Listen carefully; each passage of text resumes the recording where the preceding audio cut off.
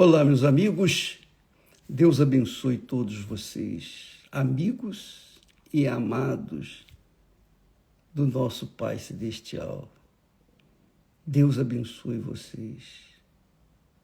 Deus abra o entendimento espiritual. Deus abra os seus olhos espirituais. Deus abra a luz. Faça iluminar a sua mente com o entendimento da sua santa palavra. Eu queria, de todo o meu coração, com todas as minhas forças, e esse é o nosso salário, que você recebesse o Espírito Santo, você que ainda não o recebeu. Porque sem o Espírito de Deus, eu diria, é impossível a nossa salvação. É impossível. Não está escrito aqui na Bíblia, mas é o que a gente entende entre linhas. Porque não adianta a gente um dia ter experimentado as bênçãos de Deus, mas não ter experimentado a bênção das bênçãos, que é o Espírito Santo. A bênção das bênçãos. Porque o Espírito Santo é o Espírito de Deus. O Espírito Santo veio para nos conduzir, para dirigir. Veja que Deus é tão cuidadoso com a alma dos que vão ser salvos, que ele enviou o Espírito dele para guiá-las. Isso é muito glorioso, muito grandioso. Mas nem todos recebem o Espírito Santo. Por quê? Por quê? Porque nem todos estão dispostos a abrir mão da sua vida terrena. Nem todos estão dispostos a abrir mão dos desejos, dos caprichos, das vontades do seu coração.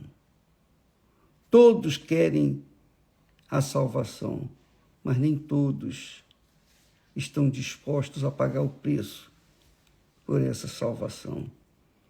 Eu estou aqui me lembrando de Noé, quando Noé anunciou o dilúvio, muita gente não lhe dava crédito. Mas quando Deus fez vir o dilúvio sobre a terra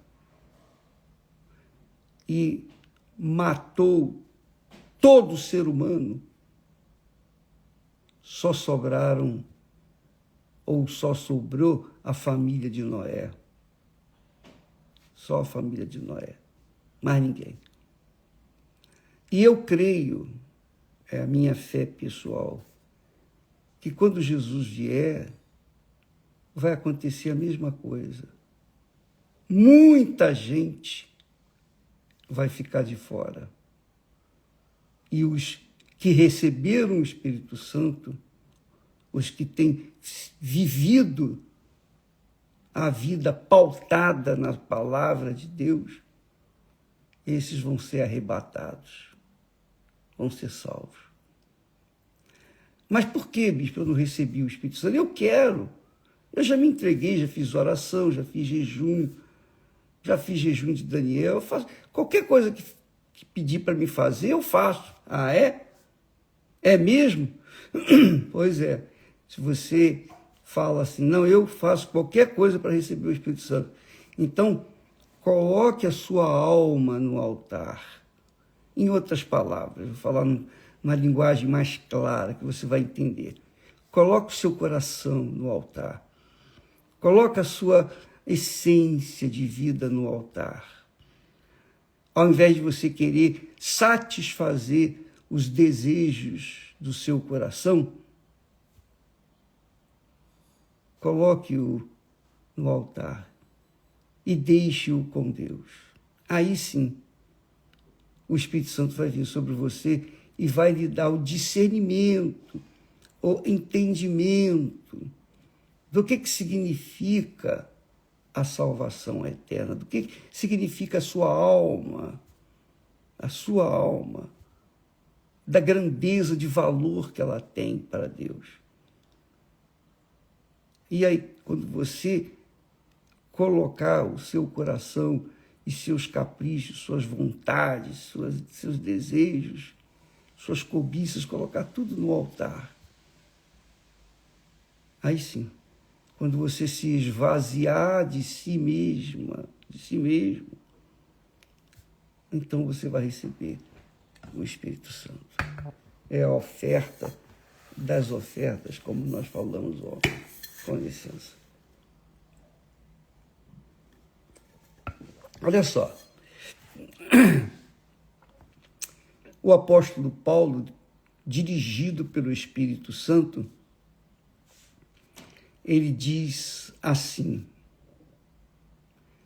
digo isto, irmãos, está falando com os irmãos,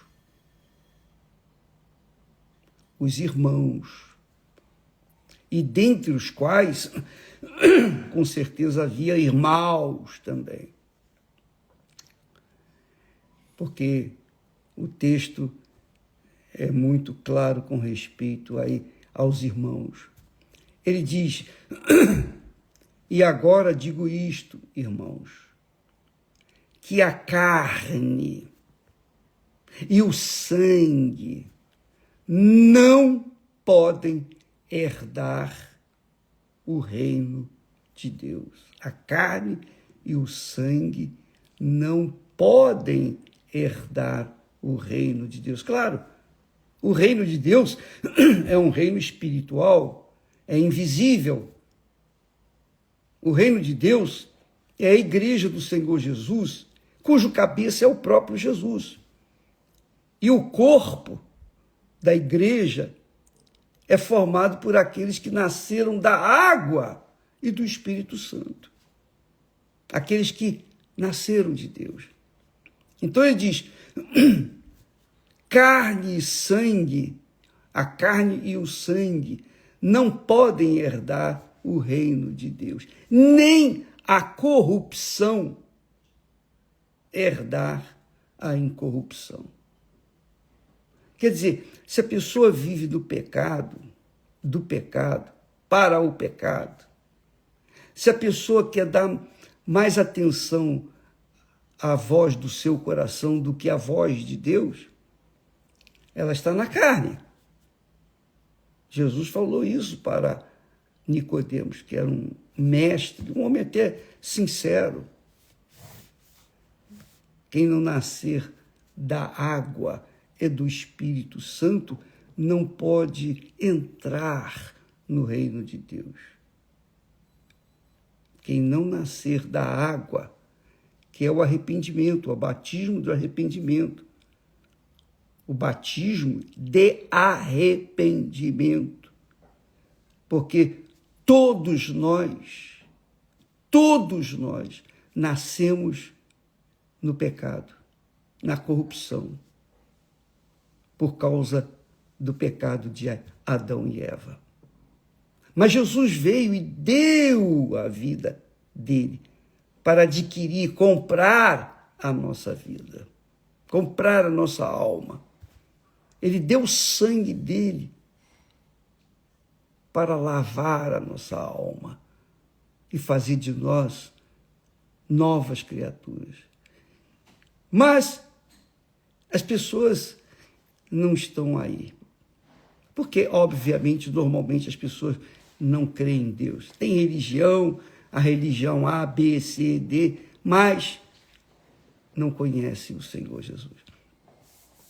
Então, enquanto a pessoa viver na corrupção, ela não vai herdar o reino de Deus, o reino da incorrupção, da santidade. Não vai. enquanto ela for carnal, querendo conciliar os desejos da carne com os desejos da sua alma, do seu espírito, melhor dizendo, não vai acontecer nada em relação a Deus. Então, você quer receber o Espírito Santo, você tem que abrir mão do seu pecado. Deus ele é tão bacana, tão legal, tão magnífico, que ele aceita a gente do jeito que a gente está. Não interessa se foi a pessoa mais corrupta da face da terra. Não interessa se a pessoa viveu uma vida de prostituição, de adultério, de roubo, de mentira, de tudo que não presta. Não importa. Se ela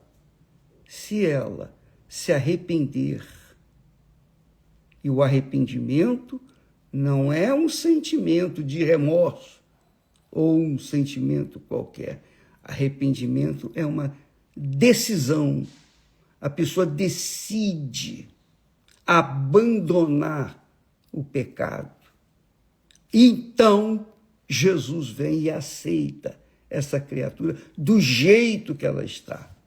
Ele perdoa, ele lava aquela criatura. Isso aconteceu comigo. Então, amiga e amigo, Deus quer lhe dar o Espírito Santo para conservar a sua salvação. Mas o preço é este. Você tem que largar o pecado.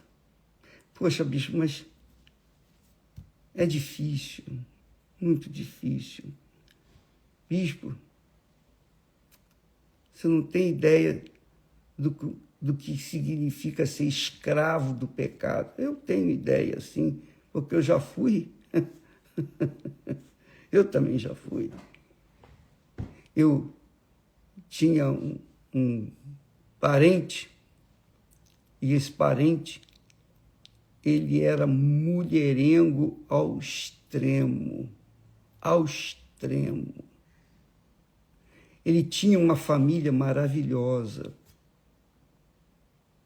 Ele estava bem casado, tinha uma vida regular, mas ele tinha esse problema. O que aconteceu com ele? Acabou o casamento dele. Ele destruiu o casamento dele. E depois que ele destruiu o casamento com as próprias mãos, ele não se firmou mais com ninguém. Ele ficava com uma, ficava com outra, e etc, etc. Viveu assim até o fim da vida dele. Vai fazer o quê? Foi a escolha dele.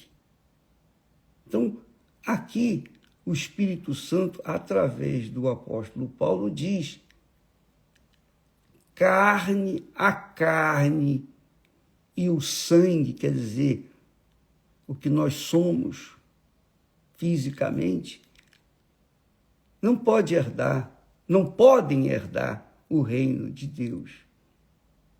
Então, a pessoa tem que morrer para esse mundo.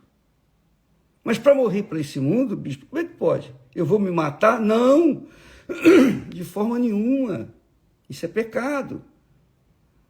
Então, o que eu tenho que fazer? A sua natureza carnal, pecaminosa, corrupta, você tem que abandonar. Você tem que virar as costas. E quando Deus pede isso é possível. Basta a pessoa querer, basta ela decidir. Se ela não deixar o seu pecado, ela vai morrer no pecado e não tem salvação para ela. E depois que morre, minha amiga e meu amigo, não há esperança mais. Não existe esperança.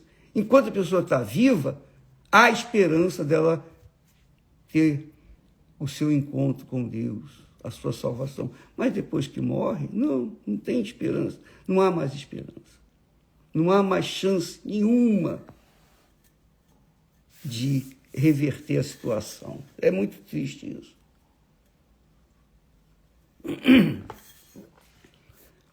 Mas o que Deus pode fazer? O que Deus pode fazer?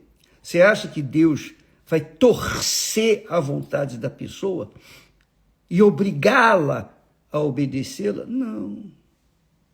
Deus é pai. Você é mãe, você é pai. Nós somos pais, nós sabemos o que é isso. Os filhos, enquanto são pequenos, eles podem ser educados, dirigidos, eles podem ser considerados. À idade madura, o que nós podemos fazer? Nós podemos torcer a vontade deles? Não, não podemos. Não podemos. Eles seguem o caminho deles. Cada um segue o seu próprio caminho. Depois que nós chegamos à idade madura, nós tivemos que escolher. Nós tivemos o direito de escolher o caminho que queríamos seguir. E você também tem esse direito. E Deus não tira isso da gente. Por isso, ele ofereceu o filho dele. Quem crê será salvo. Quem não crê, o que eu posso fazer? Eu sofro, mas eu não posso fazer nada. Porque cada um tem a sua liberdade de expressão. Tem o direito de escolher o seu destino, a sua vida. Nem os anjos tiveram a sua liberdade cerceada. Deus fez os anjos perfeitos. O principal deles, Lúcifer, era perfeito. E era o chefe lá em cima.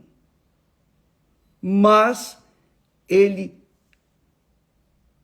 desejou o lugar de Deus.